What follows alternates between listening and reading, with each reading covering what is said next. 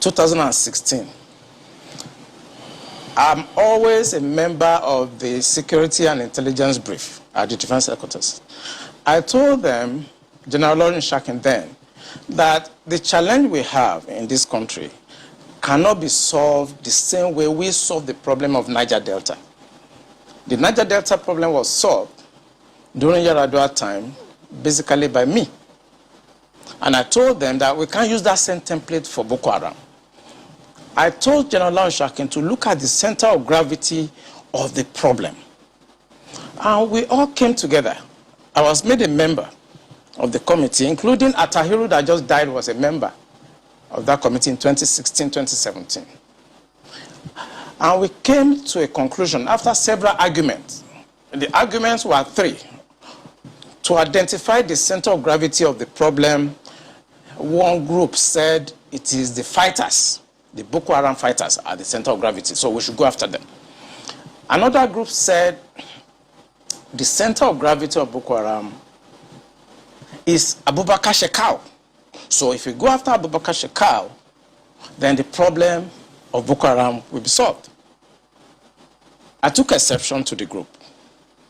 I said that is not the center of gravity of the problem of Boko Haram insurgency that we were having between that 2012 and 2017. And General Lawrence Shakin asked me, allow me, why are you giving problem? What is the problem? Give us the answer. And I told General Shakin that if I tell you the answer, you're not going to be able to solve the problem. He said, what is the problem? I said, the center of gravity of Boko Haram and insurgency in Nigeria are the sponsors of that program. It was beyond us. Because the job we need to do is kinetics. Fight, destroy places, resolve issues. Yep. But we cannot resolve issue of sponsors of Boko Haram that were in Buhari's government, that we know them. When you say we, who I was in the military intelligence. Okay. And the defense headquarters staff that I work with, they know. And that was why we couldn't pursue that aspect that could have resolved that problem. Because you need to arrest people. And recently, 400 people were gathered as sponsors of Boko Haram. Why is it that Buhari government has refused to try them? So the government knows sponsors of Boko Haram? Of course, it's in the news. In April this year, the government said they have arrested 400 Bureau de Change related people that were sponsoring Boko Haram. They told us. Mm. And Abu Dhabi also helped us to arrest few Nigerians, tried them, we know them. Why can't this government, if not that they are partisan and they are actually part of the charade that is going on, why can't they bring those people out for trial? So the Bureau de Change operators on the one hand, but you particularly said people in government. Are those part of the Bureau de Change, or those people that you say are in government are still there, government is aware, and government is condoning them? The people I mentioned that are in government are not these ones they just arrested.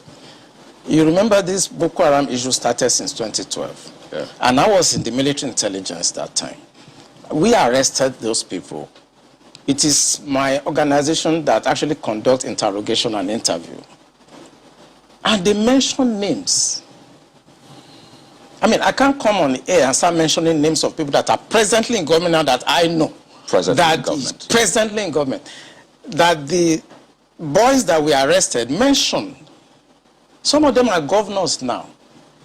Some of them are in the Senate. Some of them are in Aso Rock.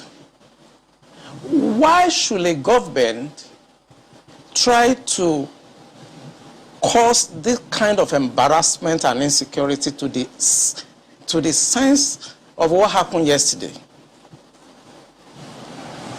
And the solution I gave them in 2017, because when I identified the center of gravity for General Lawrence Shakin, and they couldn't pursue it, because some of them were ministers. And what I'm saying now, the Department of State Services are listening to me. They know them. Yeah, Commodore. So the solution I gave them was that if we can't pursue the policy strategic level, because the people that we need to talk to are also, going to be difficult to deal with. I said what they should do now is to conduct two things. We should buy blimps. The blimps are not UAVs. They are not drones. Blimps are equipment that can fly up to 10,000 feet, 30,000 feet, static if you want, mobile if you want, and they carry a lot of payload. We saw them in Afghanistan. We saw them in Kenya. This will be something that can give us real-time intelligence, and we can know where these bandits or terrorists, where they emanate from, when they finish operations that they've done, where they go back to. Okay.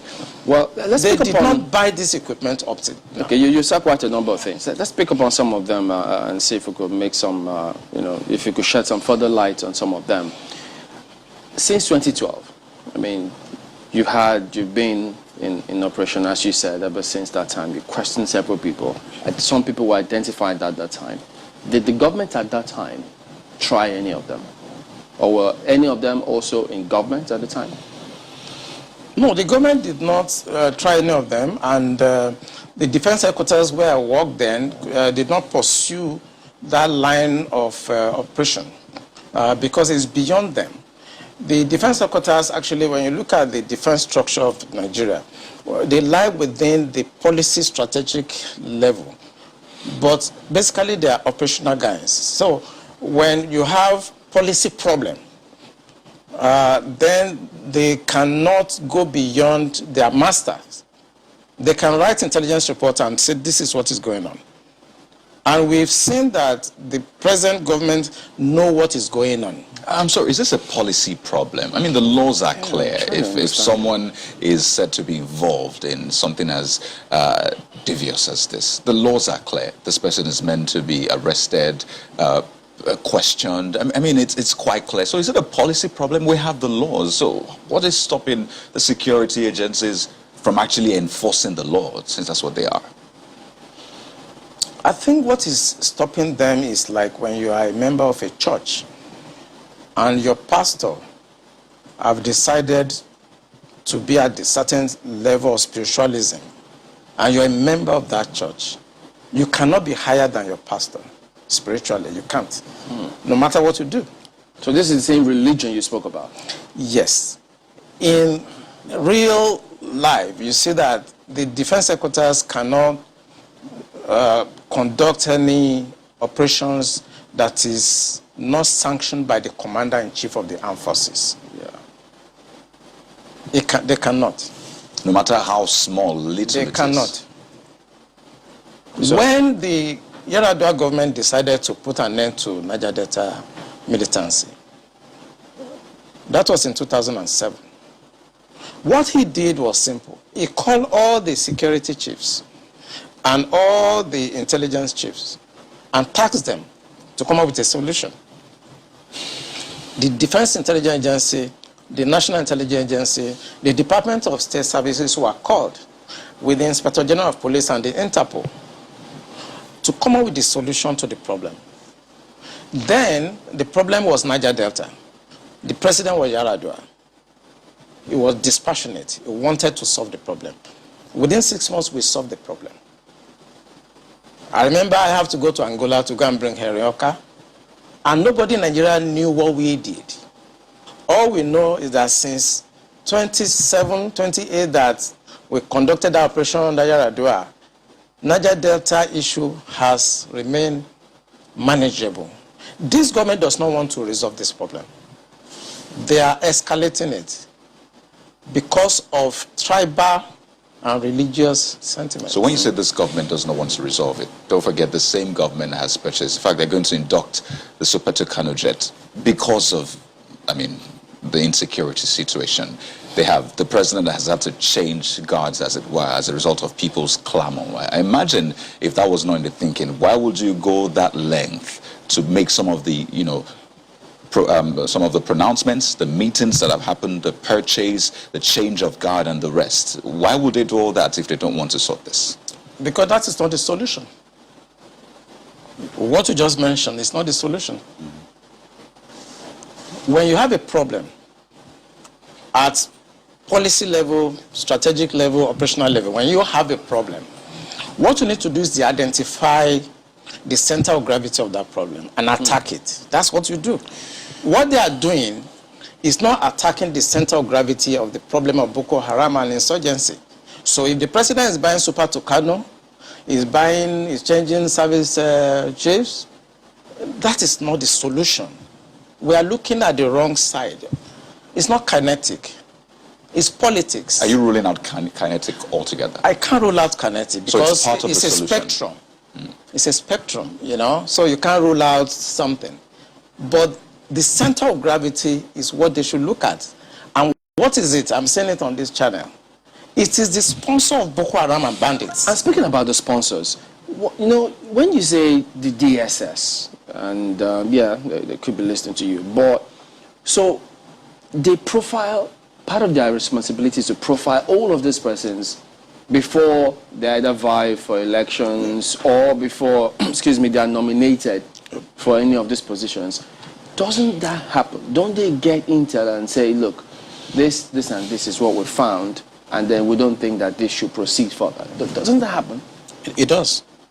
You know, when I worked with the DSS in 2007, because when Yaradua approved the operational order that we did, we now have to work together as a team. He actually forced all of us to sit down together and work together. I was surprised at the tremendous amount of information had by DSS. I was shocked.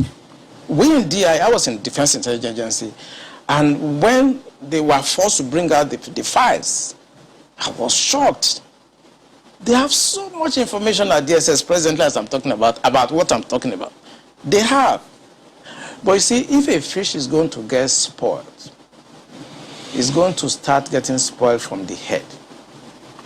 The DSS will not do anything except the Commander-in-Chief's body language shows that this is the direction I want to go. That is where the problem is. The DSS has tremendous information. By the time 2023 is here and somebody take over and wants to undo some of this evil that I've seen in this country, you'll be surprised names that the DSS will bring out. They have the information. There's nothing I'm going to say here that they don't have. The defense headquarters have the solution for the kinetic aspect. They do. I'm not going to come here to advise them. I work with them, and they're still there. The Chief of Naval Staff was in the intelligence with me. We were together in Defense Intelligence Agency. That's Vice Admiral Gambo. I know these people are good. They know what to do. It's not that they have problems. It has to do with politics, the sponsors, people that feel that this country should be Islamized. You know, assuming but not conceding that, I mean, that all of this is the case. So what is the end game? Because I imagine as a strategist, that's what you think about. So these things are happening. What is the end game? So why will this be allowed to fester? For what purpose? The end game for them, because we did, normally when you want to look at this type of challenges, what you do is that you go through what we call the intelligence circle. Okay?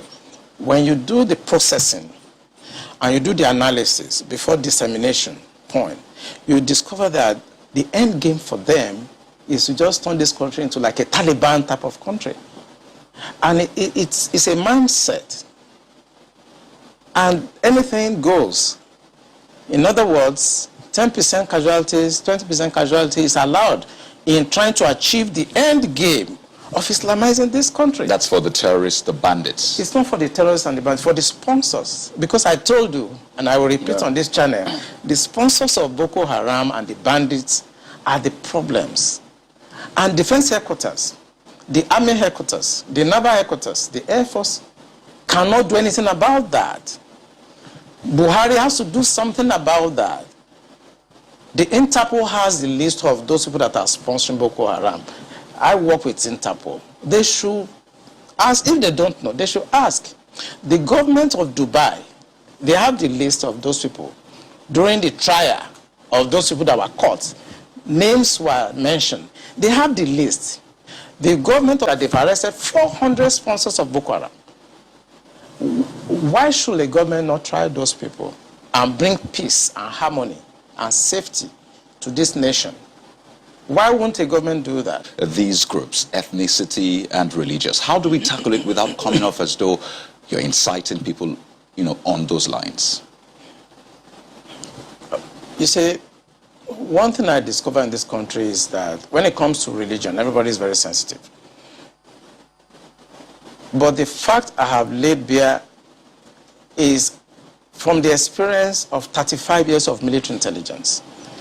So I'm not coming to the air to whip up sentiments, no. I have been in the system. I work with Abacha government. I work with Babangida government. I work with Abdul Salam. I work with Yar'Adua Obasanjo. As a core insider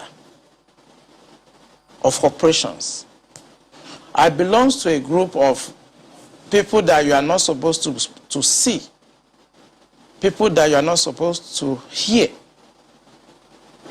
because we have 3 classes of military officers. I belong to the worst group. I lost my family because my family does not have to know where I have been, where I have gone, and I cannot talk. I've seen Colonel Lu here, I've seen Stan Lambo. Some of us belong to that group that we are not supposed to be seen, and we are not supposed to be heard. The truth I'm telling you now is not about sentiments. Is that there are a group of people in this country that feels that this country should be Islamized. This is a fact. Except you want me to start mentioning names of people in this government that we have interrogated. I was a member of an interrogation team, and I've interrogated a very high-ranking member of this government in 2007, 2008 on the issue of Boko Haram. I interrogated him. He's in this government right now. And what was the issue? Boko Haram. And this senior officer was actually let go because he was found culpable. But right now he's in the government. You see, we must say the truth, because if you don't, this country is going down the precipice. We have been set back more than 60 years right now. We've gone back to the time before 1966 now. And whoever is coming back to repair this country has a lot of work to do. This country has never been polarized, so we cannot run away from it. We have never been this much polarized. I'm a federal person. My mind is federal. My brain is federal. My loyalty is federal. I do things for the federal government. So I cannot come here and try to be sentimental. No, I'm a federal person. So will your life be at risk now that they're hearing you? I don't care. I don't care. And my colleagues, they know me. Those people that are listening to me, they know me. I don't care. The issue is that this country is bigger than an individual. Eliminating me or killing me will not solve the problem. And will not add value. But he will come and go. And somebody must come and repair the damage to the psyche of this society. The damage to the polarization, to the nepotism that I've never seen in my life. I work with all these presidents. This is the worst situation I've found myself. And believe me, internet does not forget. I was part of the people that helped to bring Buhari to government because I believe in him. Have you worked with the government after that? After you helped bring the government? Oh, of course, I worked with him. We brought him in 2015, and I work as the Deputy Director of Defense Administration. And we have a lot of hope in him. And we actually are ready to do anything for him. What he has turned out over the years is shocking to us. I was in Harvard in 2014, in December, when the Department of State Services and CIA and others were contemplating about Buhari and other aspirants, I know what we did to convince the American government that the only person that can come and put this country right is Buhari. That was before the Lagos, APC, before they chose within. Right. And that was how Tinubu came in. We know what we did, but what he has done in the past 6 years is shocking. It's unprecedented. And it should not be allowed to be swept under the carpet, because the damage to the psyche of this country is monumental.